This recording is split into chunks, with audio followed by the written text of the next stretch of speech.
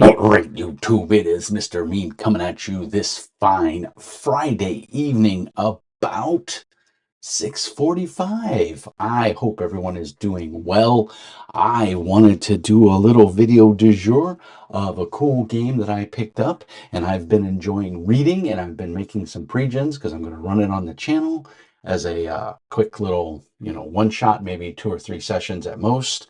I've been doing that a lot lately. Right now, Brian, my good buddy Brian, is running Everyday Heroes, and we're having a good time with that. The awesome YouTuber Ron Talks Tabletop has also been playing in that game, and of course, Cosmic Flux is in there, and a couple other people. But really enjoying that. I'm not a big 5e fan, but I got to say, Brian runs an amazing game, so I am enjoying it. Is it a game I would go out and buy? No, it's not my cup of tea. It's modern day. I didn't even like Modern Age from Green Ronin. I didn't really like D20 Modern. I did like the settings for D20 Modern, which was Urban Arcana. I really enjoyed that because it was a modern setting with the fantasy thrown in. So it was like almost like Shadowrun, but current day. Um, it's pretty cool. In fact, it's up there on the shelf. I have a hard copy of Urban Arcana because I really liked it. But that was 3.5, not 5 edition. So if I wanted to run Urban Arcana type game, I would probably use 3.5 because I still think that's a viable system. But anyway, we're not here to talk about that. We're here to talk about Cubicle Seven's take on Imperium Maledictorum. Imperium Maledictum. Say that 5 times fast. This is in license with Games Workshop, so they have the license. Now, of course, Cubicle 7 is also the ones that do Warhammer Fantasy Roleplay. So if you have Warhammer Fantasy and you like it, but you wanted a sci-fi setting in the grim, dark future that only knows war, then this is the game for you. If you were a fan of Fantasy Flight's Dark Heresy or Rogue Trader, this is the game for you. If you like the rules from Cubicle 7's Warhammer Fantasy Roleplay, this is the game for you. It pretty much uses the same rules. There are some caveats, there are some changes. Obviously, ranged combat is a big portion of this game. But let's go through the specifics of the book. So it's published by Cubicle 7. It's 363 pages, full color, black and white art. It was last updated this week on the 19th. What is that? Yeah, it was updated. Actually, I don't think it was today. I think it was a couple days ago. But anyway, I did get it was today. Yeah, the 19th. I got the update earlier today while I was at work in my email, and I downloaded the update. So yeah, that's pretty awesome. My printed copy is from April 6th of 2023. So last month, I bought this. I bought the PDF straight from Cubicle. And what's nice is when you buy the when you buy the physical book, they give you the PDF. So very excited about that. So this is just a printed copy I did on a LaserJet printer, black and white. So there's no color in here. So I really can't really show off a lot of the art because it's just too dark. But there's a guardsman. If you played Dark Heresy or Rogue Trader from Fantasy Flight, you know the setting. It's Warhammer, it's grimdark, it is amazing. What I thought was kind of neat here is we got 363 pages. There's a lot of art, but there's not a whole lot of like full page arts that take up a page. Um, and the rules start on page 185 and they only go to page 226 for the core rules of the game. That's 41 pages. The GM section is from 304 to 314. That's 10 pages. Character creation is from page 46 to page 90. It's about 44 pages. Skills and talents, which also goes along with character creation. You're going to need that section to get all of your skills and talents and know what the skills do. That is from page 91 to page 102. So 11 pages. And then psychic powers. Now, if you don't like psychic powers, I know there's a lot of people that play Warhammer type games that don't like the psychic powers. You can omit this part, but that goes from page 158 to page 182, so roughly 22 pages. So we are looking at 138 pages of rules out of a 363 page book. I think that's pretty good. That's less than half and we're looking at 198 pages of fluff. And by fluff, that's, I don't want to say hardcore rules. That's like the sector of space that you're in. Let me get the name of it so I know it. I say it properly. The Mancarian sector, Mancharian sector. But there's a whole section on the Imperium. There's a bestiary. Um, this book has a lot to offer. If you're a fan of this genre, now if you're not a fan of the grimdark and heavy combat, where, how do I say this? You're not gonna suck, but you ain't gonna be the greatest.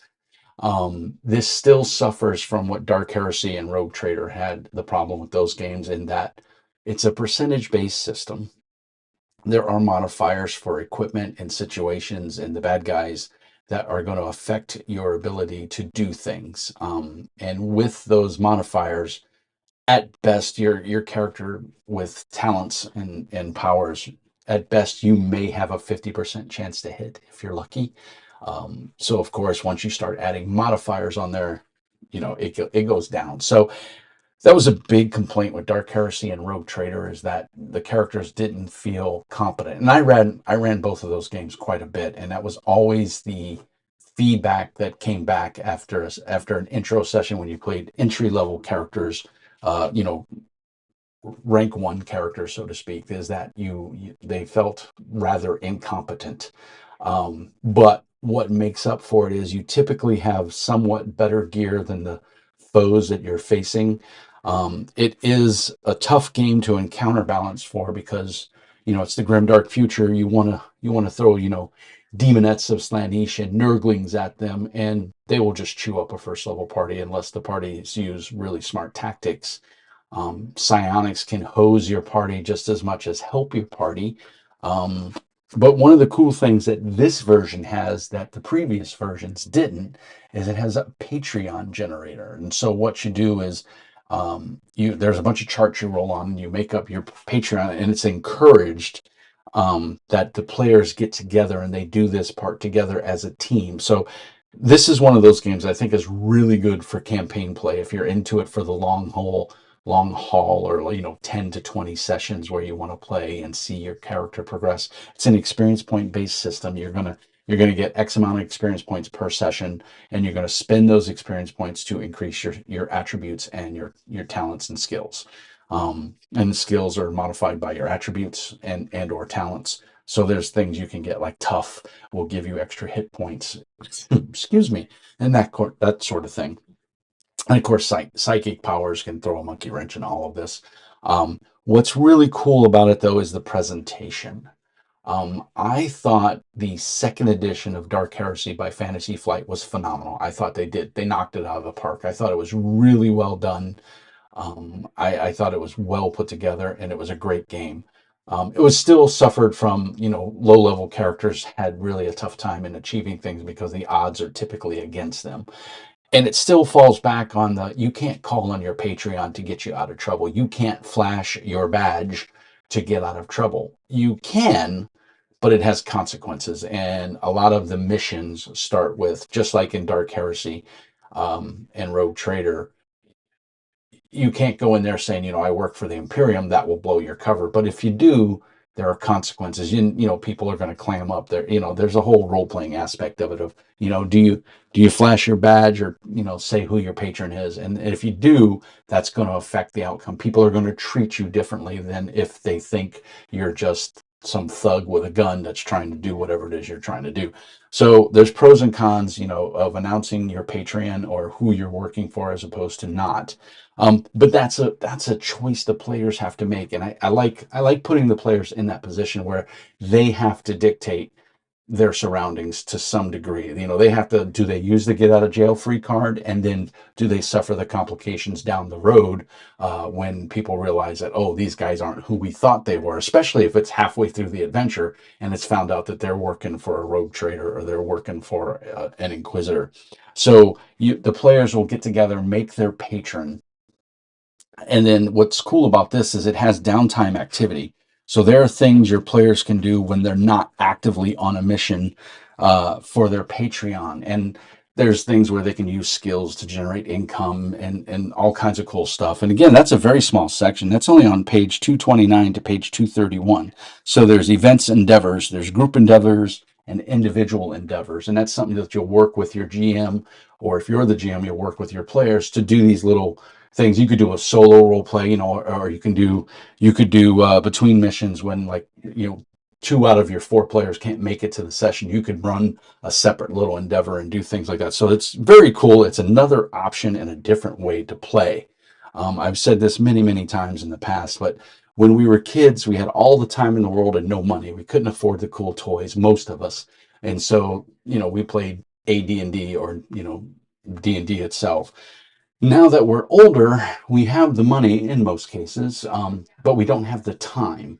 And getting adults together is like herding cats, and sometimes worse than herding cats.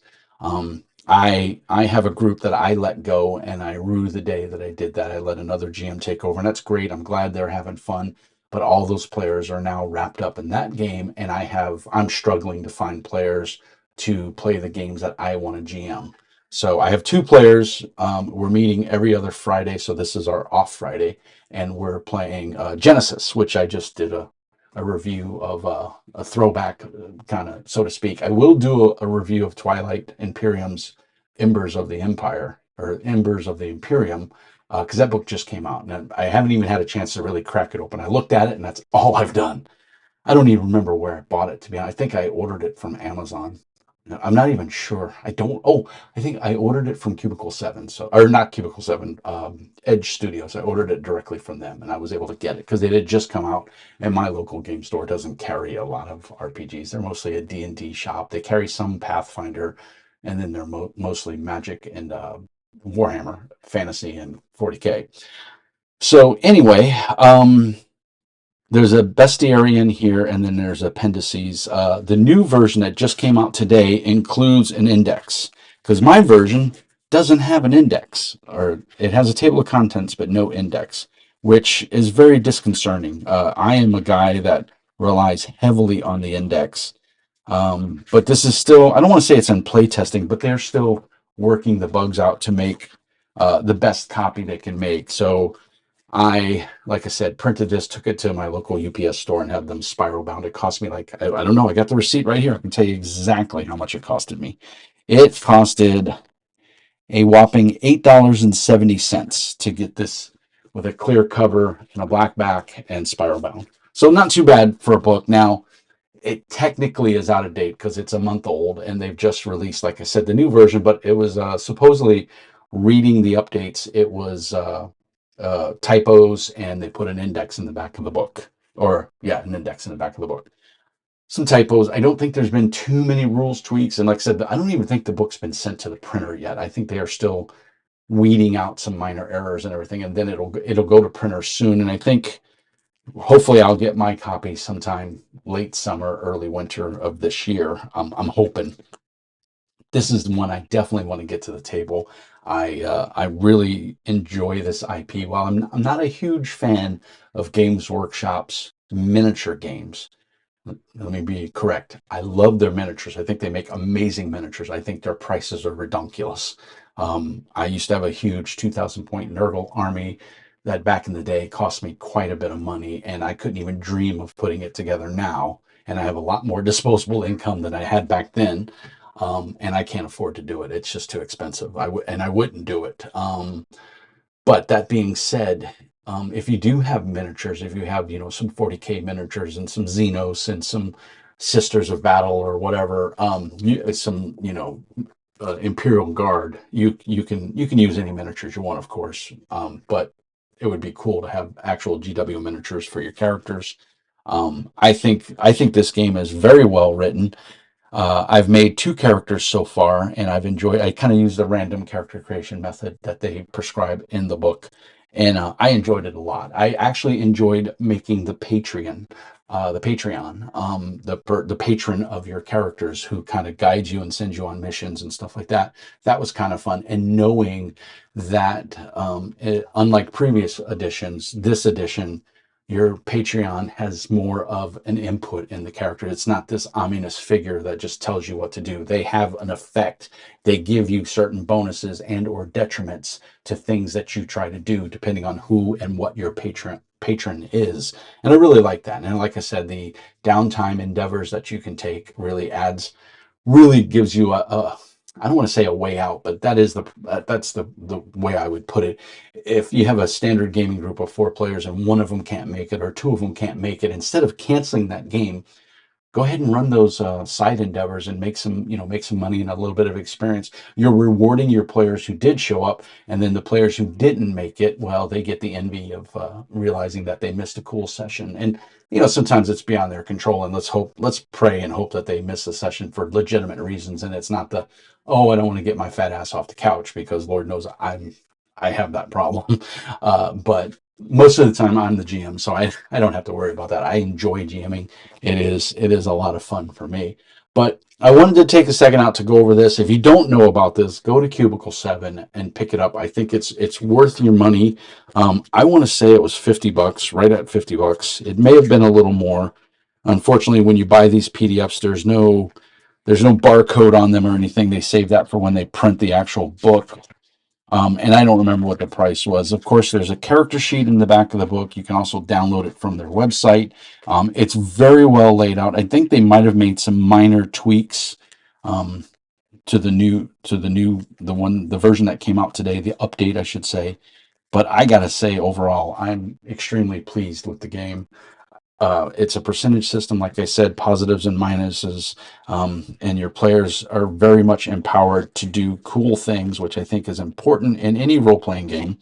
And it's a buy in Mr. Mean's book. I think you'll enjoy it. So if you're interested, go to Cubicle 7, order it, tell them Mr. Mean sent you. And other than that, that's about all I got for tonight. That's the end of the review. I hope you enjoyed it. There'll be a little standard video at the end just telling you about Patreon and all that fun stuff. So if you want to watch that and learn more, please feel free.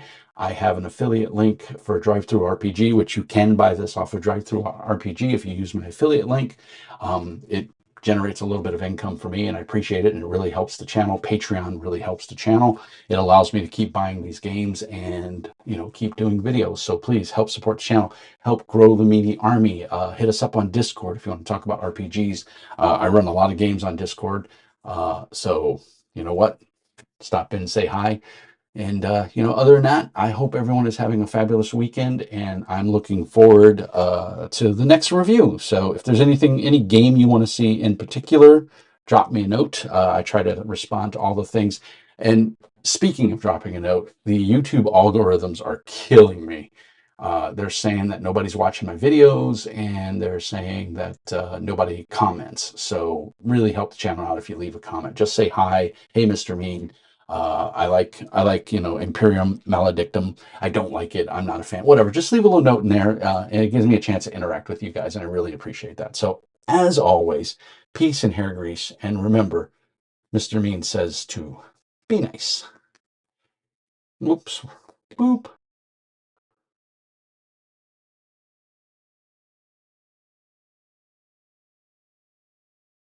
Hey, I want to thank you for watching that video. If you like what you saw, please hit the subscribe button and hit the like button. Let's grow the Meanie Army. Let's grease that YouTube algorithm and get these videos out in front of more people. Tell your friends.